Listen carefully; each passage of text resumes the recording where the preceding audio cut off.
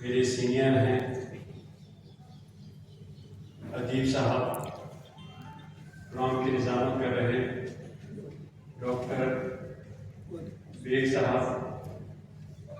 اور ہمارے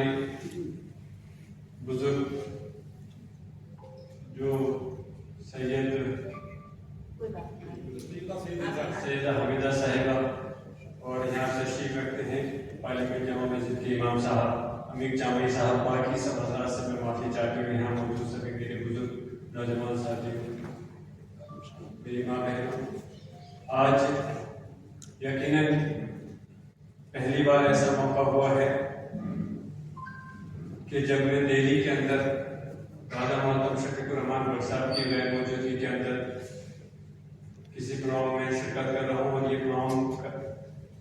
دادا محترم بٹ صاحب اور عزیز قریشی صاحب، جناب عزیز قریشی صاحب کی سال ثواب کے لیے محفل ہے۔ بٹ صاحب کی شخصیت کے بارے میں بتانا یقیناً 5-10 منٹ میں بتانا بڑا مشکل کام ہے، لیکن پھر بھی میں اپنی بات کو چند الفاظ میں مکمل کروں گا۔ انہوں نے اپنا جو راجنیتک سفر شروع کیا 1960 سے شروع کیا تھا، کوئی back ground political back ground نہیں رہا، جو بھی کوشش جدوجہد محنت کر کے اس مقام پر پہنچے، لیکن خاص بات یہ رہی کہ 4 بار ودھایک، 5 بار سانسد، کیبنٹ منسٹر بننے کے بعد میں بھی اپنی زندگی کو بڑی سادگی کے ساتھ میں جیا۔ انہوں نے کبھی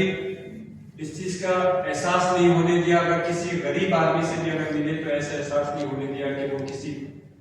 ایک شخصیت، بڑی شخصیت سے ملا ہے، بلکہ اس کے ساتھ بیٹھ کر کے اسی انداز میں بات کیا اور اس کا کام کیا کہ جیسے کہ وہ ان کا قریبی کوئی رشتہ دار ہے۔ دادا محترم بٹ صاحب نے بڑی بے باکی کے ساتھ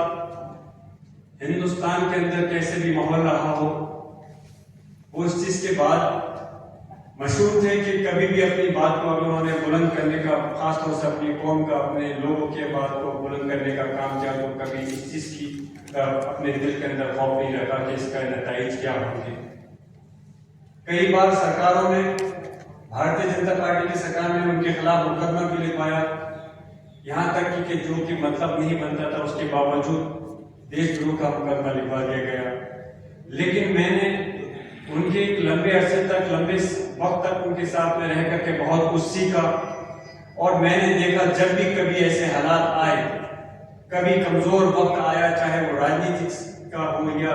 سماج کے اندر ہو یا سرکار کے دوارا کوئی مقدمے کا ہوا ہو، تو ان کے منہ سے صرف ایک الفاظ نکلا کہ اللہ مالک ہے۔ کبھی کسی سے بھی نہیں ڈرے۔ میں اس بات کو بڑی ذمہ داری کے ساتھ کہہ سکتا ہوں کہ اپنے دل میں صرف اللہ کے خوف کے سوا انہوں نے کسی دوسرے کا خوف اپنے دل میں کبھی نہیں لے کر کے آئے۔ اللہ کا کرم ہے، مجھے خوشی ہوتی تھی اور مجھے فخر ہے کہ میں آج اگر یہاں کھڑا ہوں تو میں اس بات کو ان کی حیات کے وقت میں بھی اس بات کو کہتا تھا، آج بھی کہہ رہا ہوں کہ میرے لیے بڑی فخر کی بات ہے کہ میں ایسی شخصیت کا پوتا ہوں کہ شفیق الرحمان بٹ صاحب، جنہوں نے اپنی زندگی اگر جی تو اپنے لیے نہیں بلکہ اپنی قوم و ملت کے لیے اپنی زندگی کو گزارا۔ پارلیمنٹ کے اندر 1997 کا معاملہ ہے، مجھے یاد ہے کہ جب دادا محترم شفیق الرحمان بٹ صاحب نے اپنی بات کو رکھا تھا کہ اس ہندوستان میں آزادی کے بعد سے جب 50 سالانہ جشن منایا جا رہا تھا، تو کہا تھا میں پوچھنا چاہتا ہوں اس ہندوستان کے اندر 50 سال کے اندر مسلمانوں نے کیا کھویا اور کیا پایا۔ بھارتیہ جنتا پارٹی کے سانسد اور منتریوں نے کافی آبجیکشن کیا اور ان کو بٹھانے کی کوشش کی، لیکن دادا محترم بٹ صاحب نے کہا کہ تم میرے ہیڈ ماسٹر نہیں ہو، جس طرح سے جنتا پبلک کے ذریعے آپ چن کر کے یہاں آئے ہو ویسے ہی میں یہاں پر نمائندگی کر رہا ہوں۔ اور یہ شعر پڑھا تھا کہ وہ دنیا تھی جہاں تم بند کرتے تھے زباں میری، وہ دنیا تھی جہاں تم بند کرتے تھے زباں میری، یہ محشر ہے یہاں سننی پڑے گی داستان میری۔ اور اللہ کا کرم ہے کہ ان کے دل کے اندر ایسا جذبہ خالی سرمل کی سرزمین یا اتر پردیش یا ہندوستان کے لیے نہیں، بلکہ پورے عالم کے اندر اگر کبھی قوم کے اوپر یا مذہب کے اوپر کوئی بات آتی تو بڑی